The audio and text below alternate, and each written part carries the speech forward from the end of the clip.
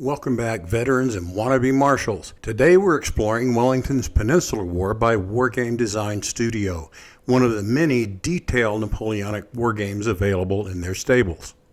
If you've ever been overwhelmed by hexes, formations, or endless toolbar buttons, don't worry.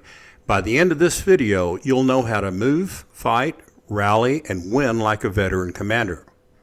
Well, okay, maybe you'll be able to play the game without feeling like a total idiot like I did the first time I played. We'll cover the interface, movement and formations, fire and melee combat, artillery, cavalry, and command and control, and in the next video, cover a scenario playthrough in detail. Booting the game up is pretty straightforward. Wargame's Design has provided a startup menu that aggregates all the titles you may have from them in one place. Clicking on each game will change the menu background to a different image. You can even check to see if you have the most up-to-date version of the game.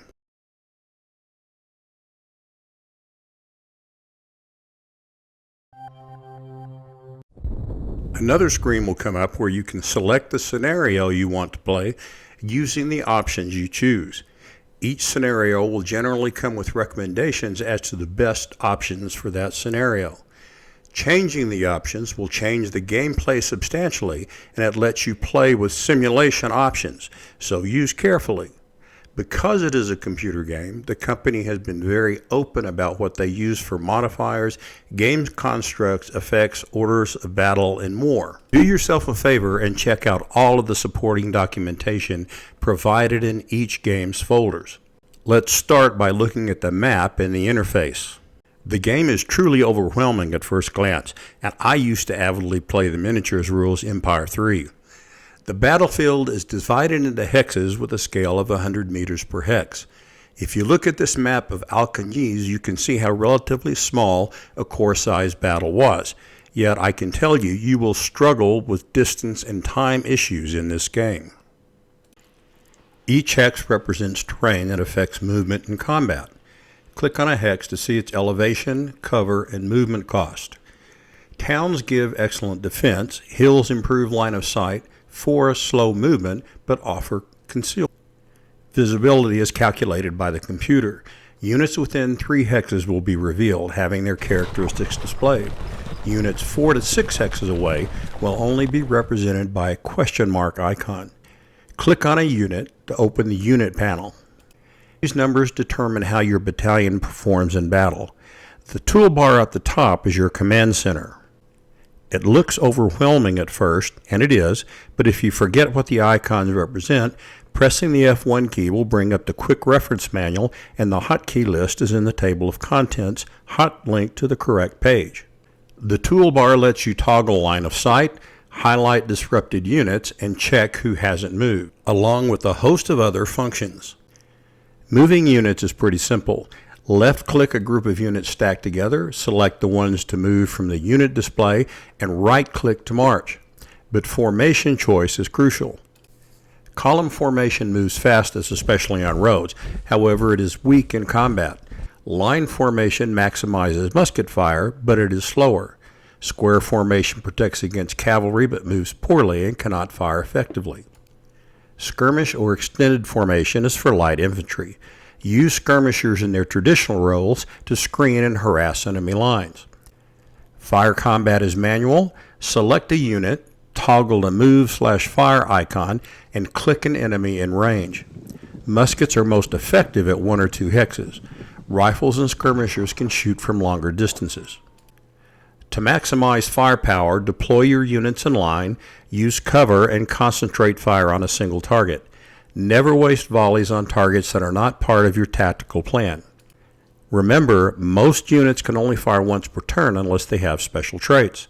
Patience makes your fire deadly.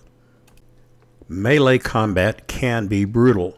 Select your units, press M, and charge the enemy hex.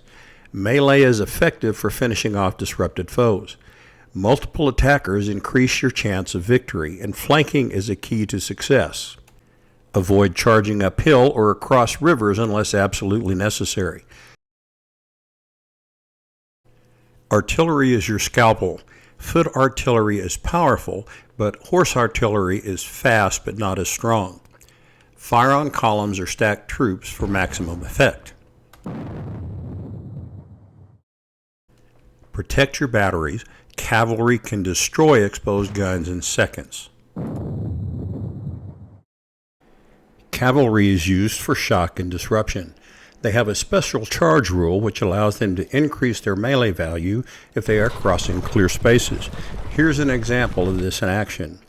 Use them to chase routing units, charge artillery, or threaten enemy flanks. Never leave cavalry in front of enemy muskets. Charge, then pull back. Think of cavalry as a hit-and-run weapon, not a sustained combat fighter. Timing is everything. Use cavalry surgically. Leaders play a crucial role on the battlefield. One of the nice features of the game is that there are defined chains of command that can affect leadership values. Commanders are noted with a letter and a guidon designating their relative position in the command structure. Each level of command has a different range for the effects they have on subordinate commanders, as shown in these quick images. Here is the corps range, here is the division commander range, and here is the brigade commander range. Units and subordinate commanders that are out of command range will lose their effectiveness rapidly. This is spelled out in the user manual. Essentially, the battalions will fight at reduced rate, move at a reduced rate, and be more likely to break.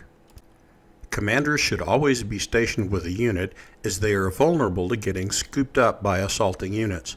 If commanders are lost, there are provisions in the game to provide replacements. As you might expect, commanders can rally units if they meet certain criteria. Again, this is spelled out in the rules.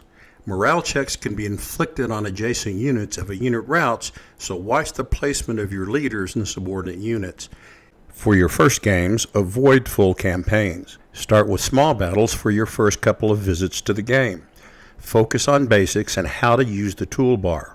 Play a few turns, then restart and expect to replay them a lot to learn the layout of the interface and play of the game.